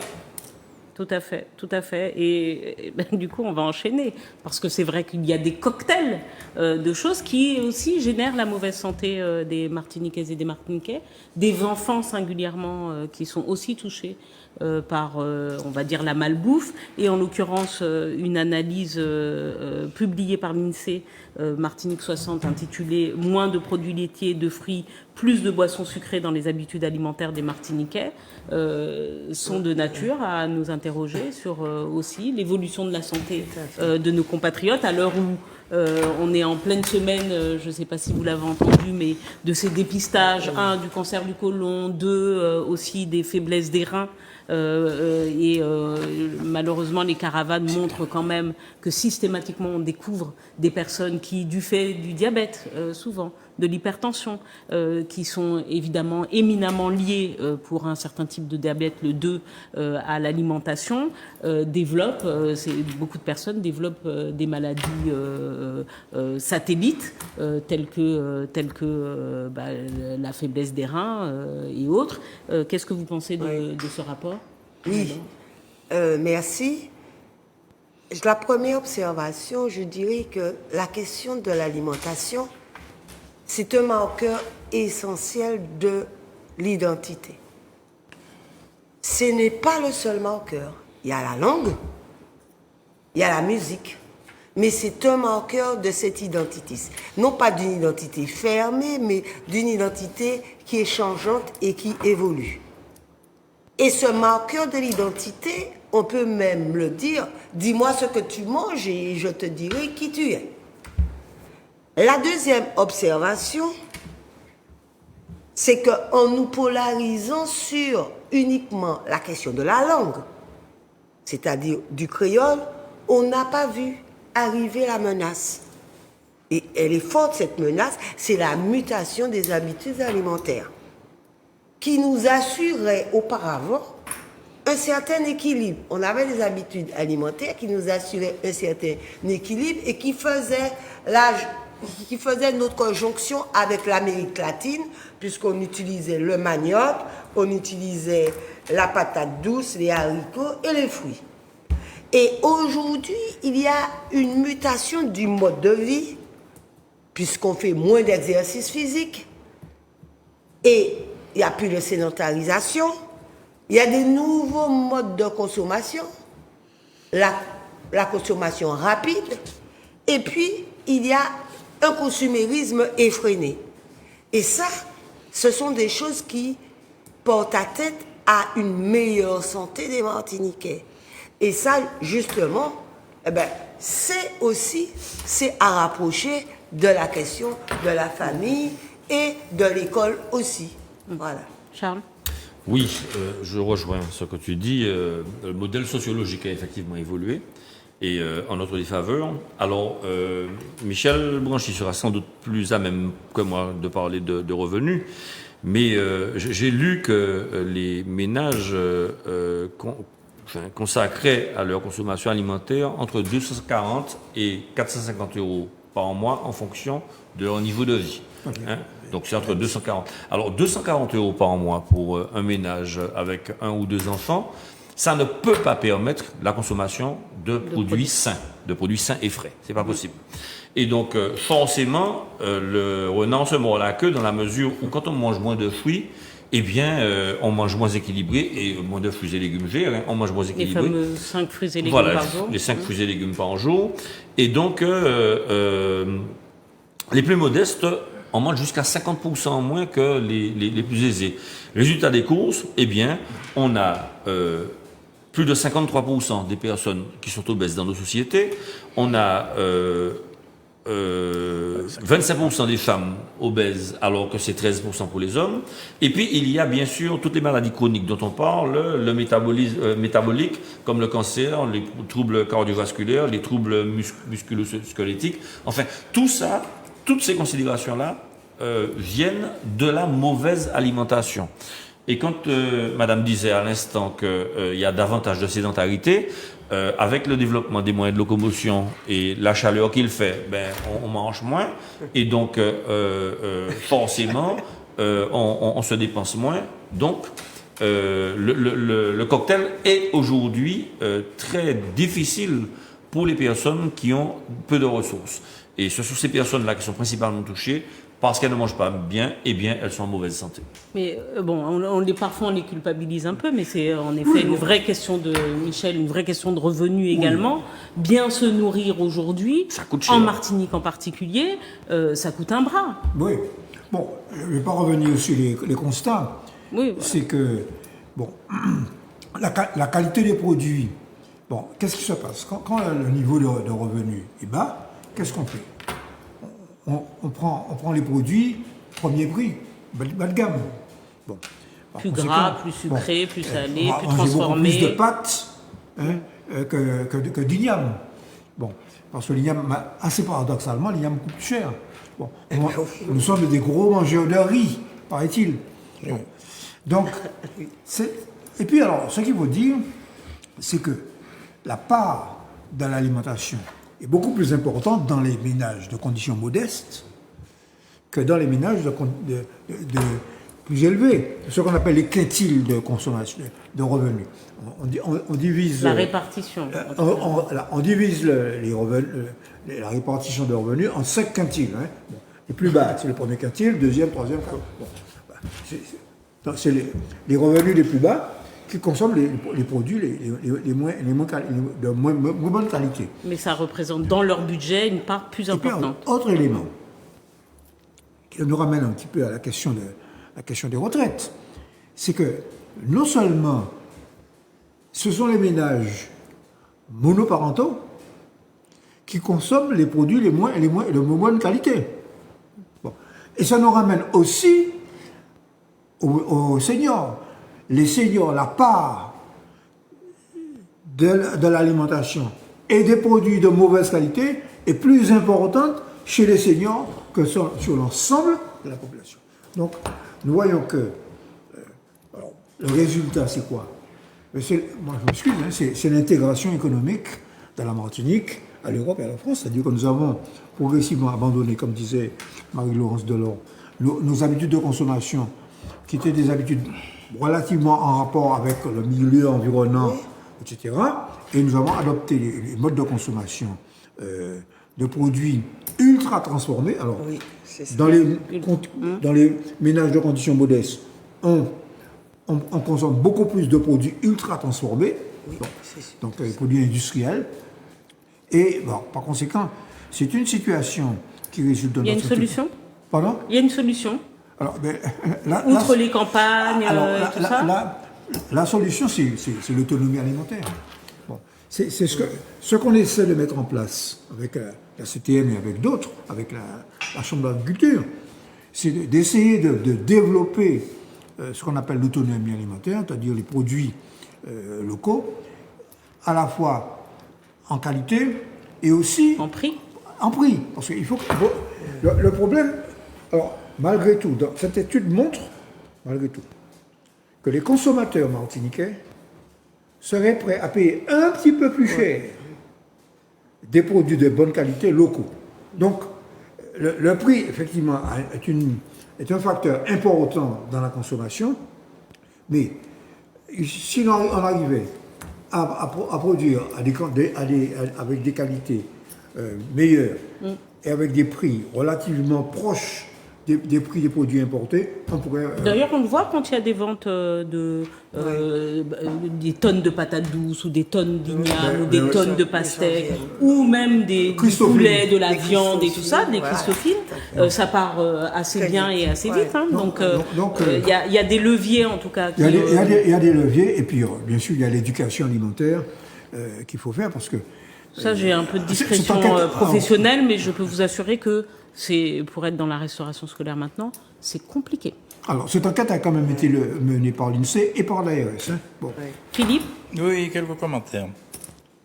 Parce que il y a des mystères qui subsistent. Peut-être que Michel va m'aider à les résoudre. Alors, premier point, moi, parce que je me suis penché là-dessus, j'ai vu que nous étions soi-disant des alcooliques invétérés. Mais non, c'est pas vrai, ça.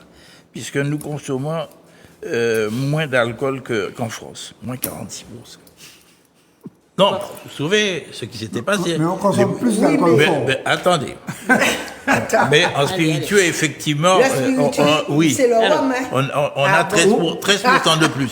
Mais dans l'ensemble, excuse-moi, ce n'est pas ce qu'on avait entendu, hein, n'est-ce pas, d'un haut responsable de l'État.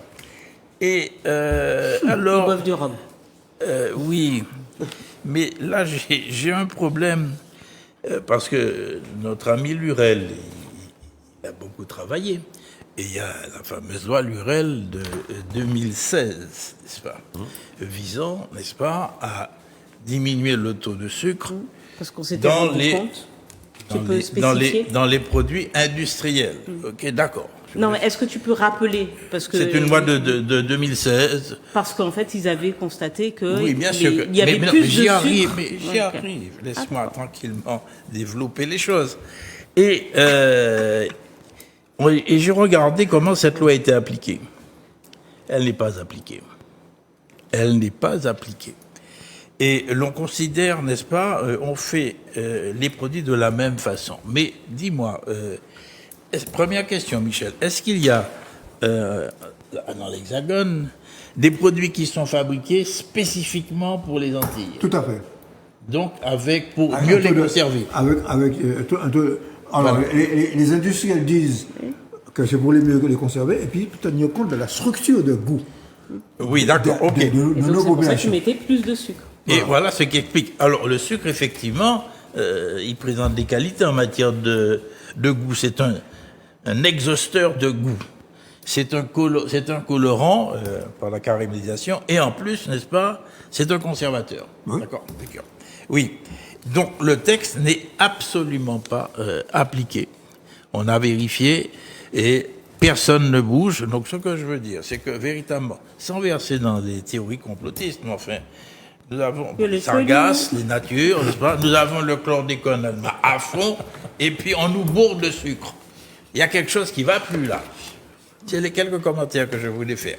Mais cette étude est très intéressante. Alors, l'explication, Rapidement, l'explication en deux mots, elle vient du fait que les lobbies locaux qui fabriquent des produits, des boissons gazeuses, des boissons sucrées, font pression sur la direction de la concurrence, de la consommation, de la répression des fraudes pour ne pas faire les enquêtes pour l'application de la loi. Mais Voilà. il y a une explication pour le sucre. Peut-être que l'historien la connaît, une théorie, je ne sais pas si elle est scientifique. C'est que cette addiction que nous avons pour le sucre nous vient de bien sûr. l'esclavage, n'est-ce Bien pas? sûr. Et que par conséquent, c'est en mangeant. L'esclave n'avait pas beaucoup à manger, donc il mangeait beaucoup de canne. Exact. Bon, c'est une explication anthropologique. Mais on ne peut Difficile. pas tout expliquer par l'esclavage. hein. Mais je ne sais pas, je me pose la question. Non, C'était tout, hein. mais clairement, je me pose la non, mais question. c'est des pratiques alimentaires. Et la réalité, c'est qu'à travers le monde, mais singulièrement dans les pays occidentaux, il y a le développement par les industriels. Ça, c'est très clair.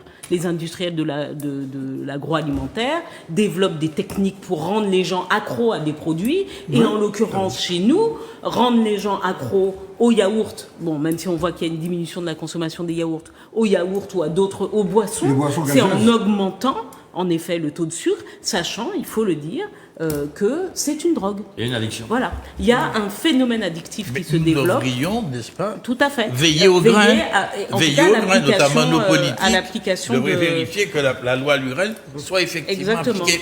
Un petit mot concernant la solution. Juste un petit mot. Oui, La- 5 minutes, si vous voulez juste qu'on traite un autre sujet. L'agroécologie, Nick Esmond a travaillé dessus, l'agroécologie, c'est la possibilité de mixer, une mixité de parcelles, de produits, de plantes dans des parcelles, de manière à ce qu'elles ne soient pas spécialisées. Ça a deux avantages. Premier avantage, les insectes aiment beaucoup les parcelles monoculturales parce que ils s'épandent dessus, ils se répandent dessus. Et deuxième élément, le jardin créole a la possibilité d'offrir une meilleure défense aux plantes quand elles sont mélangées. Et aussi, la spécificité, c'est de pouvoir satisfaire le marché local. Tandis que là, on a un tout petit territoire et on essaie de concurrencer la banane de Chiquita. C'est pas possible. Le petit territoire, et avec l'agriculture d'exportation, n'est pas la solution pour une société comme la nôtre. Mais les lobbies sont puissants. Et puis les lobbies sont puissants. Et notamment les lobbies à Bruxelles. Bon. Et du coup, la puissance emmène aussi parfois à la récompense, puisque au Salon de l'Agriculture... Ah ben, quelle transition. N'est-ce pas? Au Salon de l'Agriculture, nous avons encore une fois, les Roms martiniquais ont obtenu 17 médailles d'or, 6 d'argent et 5 de bronze sur le Rhum, messieurs. Ben, Une remarque? bon, moi, je dirais que ces médailles n'ont pas changé mes préférences personnelles. Bon, je ne vais pas les donner ici, Les épaules carrées. mais exactement, et j'y aime. Ok. Voilà. Mais je dirais que c'est bien de produire et d'exporter des produits de luxe, parce que le rhum, c'est un produit de luxe. Mais le plus important aujourd'hui, c'est la diversification de notre agriculture permettant à tous les Martiniquais de manger correctement et qu'il y ait des mesures adaptées pour lutter contre la concurrence des produits exportés.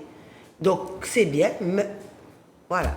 Alors, Importé. ces médailles d'or Importé. avec un rhum quand même. Moi, je fais la remarque parce que j'ai été faire les courses pour quelques amis qui m'ont dit oui, s'il te plaît, est-ce que tu peux nous acheter des bouteilles en Martinique, parce qu'il y en avait quelques-uns qui venaient pour des raisons professionnelles. Ça Cher. a vachement augmenté. Cher. En 10 ans, Non. Épaules Carrées a pris 100%. Oui, mais il y a une fiscalité qui a changé. Ouais. Tu te souviens? Tout à fait, tout à fait. Et le verre. Et le verre, bien sûr. Mais quand même, ça a pris 100%. On est passé du simple au double. Je pense Charles. qu'en 2 ans, le rhum a pris 25%. Facile. Alors, je me suis intéressé, moi, parce que bon, c'est l'appellation d'origine contrôlée, et notre AOC, rhum est spécifique. AOC, c'est le seul rhum Et c'est un rhum mondial, agricole.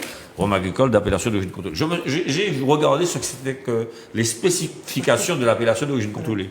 C'est vraiment très codifié. Hein. Tout à fait. Ah oui, Très bien sûr. codifié. Donc, moins de 120 tonnes de canne par hectare pour réduire les techniques de foronçage, ne pas en produire trop. Pas plus de 4 mois d'arrosage ou d'irrigation, de manière à choisir des parcelles qui sont suffisamment exposées à la pluie et pour qu'il n'y ait pas une déperdition en goût, ce qui péjorerait la qualité de l'alcool. Pas de produits de maturation, hein, parce qu'il faut que la canne mûrisse seule. Il faut que la canne soit récoltée entre le 1er janvier et le 31 août. Et puis, la qualité et la teneur en sucre ne doit être obtenue que par broyage ou pressage de la canne. Rien d'autre. Et quand on parle... Alors, une seule distillation, bien évidemment. Voilà pour les quelques spécifications de l'appellation d'origine contrôlée. Et les qualités pédologiques, la qualité de la terre est importante aussi. On ne peut pas faire une bonne canne dans une grande plaine parce que cette canne-là ne serait pas suffisamment arrosée. Enfin, il y a des conditions. Exposée au soleil, Et exposée au tout soleil, ça. etc. Il y a des conditions qui sont vraiment... et pas de calcaire, bien sûr. Il faut que ce soit une terre lourde. Voilà, exactement. Alors, Donc, c'est vraiment très intéressant. Je t'invite à aller au Carbet, à côté de l'usine qui fabrique les épaules carrées. Tu verras, la pièce de canne qui est là, ça répond Aux critères. aux critères que Oui. tu dis. Philippe, Oui, très rapidement. Tu nous as fait perdre des médailles. Hein. C'est 18, 7 et 6. Donc on a 31 médailles. moi j'avais dit Oui, non, 7. j'ai vérifié. D'accord, ok. C'est. Et d'autre part, je me suis toujours posé la question de savoir pourquoi les Guadeloupéens à l'époque n'avaient pas demandé l'AOC. Je n'ai jamais eu de réponse. Pourquoi?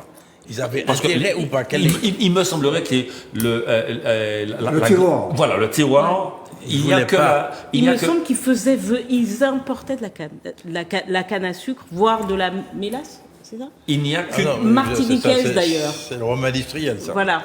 il n'y a qu'une île qui correspond à la Martinique. La grande île plate, là, la Grande Terre. Grande Terre. elle est calcaire et elle ne correspond pas aux qualités pédologiques. Mais ils en ont quand même maintenant. Marie-Galante. Maintenant, ils Il y en a Marie-Galante aussi. Alors, il y a quand même- Maintenant, ils en ont des médailles. quand même Ils ont deux des rhums. robes à Ah aussi. ouais, ils sont bons, hein, quand même. Il y a le Bologne, le Damoiseau, Mais monsieur, qui sont, ben, comment?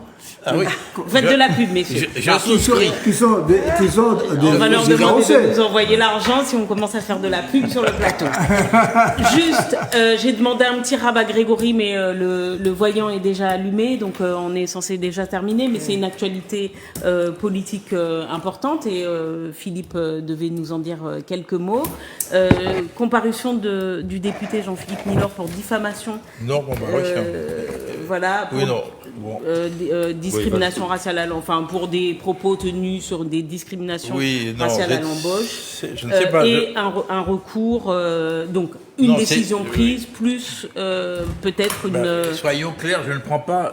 Non, c'est pas pas du le tout. fond du Non, dossier, c'est la procédure. à fait. Effectivement, via TV a estimé que Jean-Philippe Niblor, n'est-ce pas, avait diffamé sur le point de la rémunération du choix, n'est-ce pas, de salariés. Ok.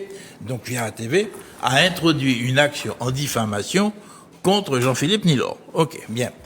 Donc ils introduisent cette action. Pour introduire une action en diffamation, il y a un certain nombre de conditions.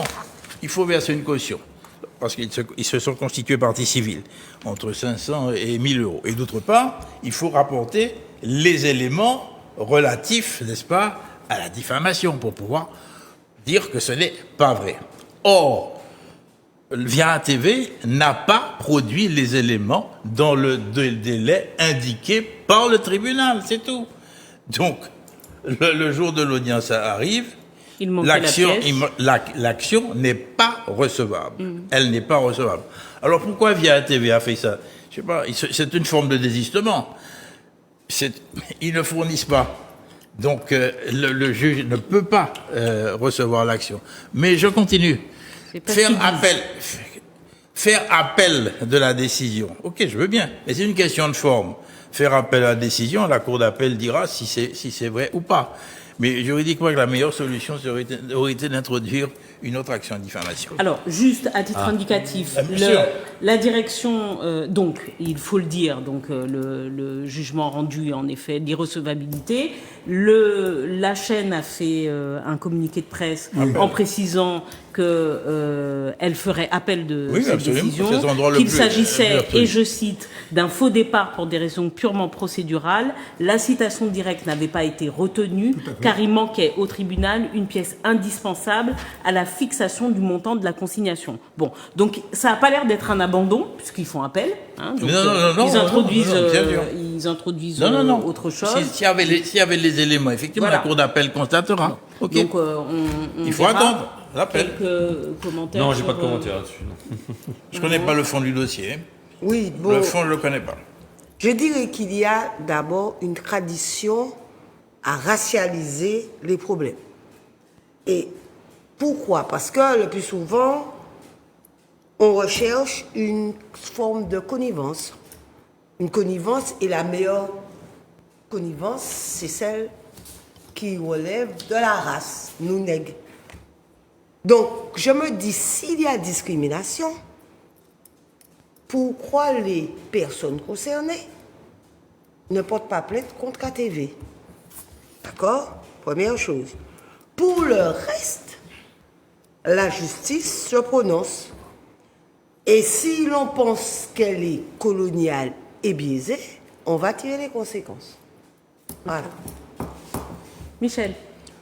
Non, moi j'attends les éléments de fond qu'a apporté Bien sûr. Via TV sur les accusations de Nilo. Nilo dit que des gens ont été licenciés, Pour permettre- des Martiniquais ont été licenciés pour importer des gens venus d'ailleurs. Bon. Des Il faut éléments de preuve. que Via TV répond, non, nos critères, c'est des critères de compétence. Bon. Donc je crois que en dehors de la question de procédure, de caution qui n'a pas été versée, mais qui a été envoyée par voie numérique, mais qui n'est pas arrivée, que le tribunal n'a pas voulu le jour même imprimer. Bon. Tout ça, c'est assez obscur. Bon.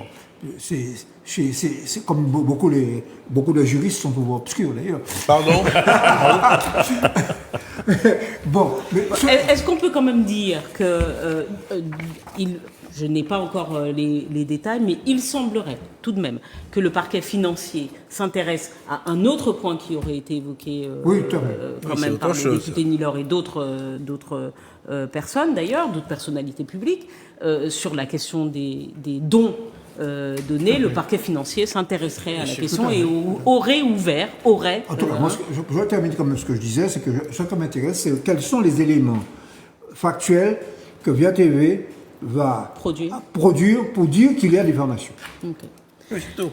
Bon, Mais- parce que, effectivement, on est placé devant un dilemme. Bon, un homme politique a le droit de dénoncer des discriminations dont seraient victimes des Martiniquais, à condition qu'il y ait des éléments Il faut probants. respecter les règles, La bien preuve, sûr. bien sûr. Bon, voilà. Ah, bien sûr. Ben, nous allons nous Mais une laisser question, sur...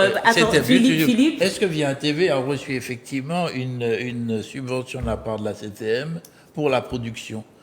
Oui, comme toutes les Comme toutes les autres, comme c'était toutes les Certaines autres, oui. chaînes, oui. C'est une somme de certaines combien? chaînes. C'était... Ah, je ne sais pas. Je sais pas, d'accord, ok, excuse-moi. En tout cas, merci à vous d'être resté avec nous aussi longtemps. Merci pour votre fidélité. Merci aux chroniqueurs et à la chroniqueuse que je salue et que je remercie de sa présence. Bonne fin de journée, de soirée, selon l'heure à laquelle vous nous regardez. Et à très bientôt sur Zouk TV.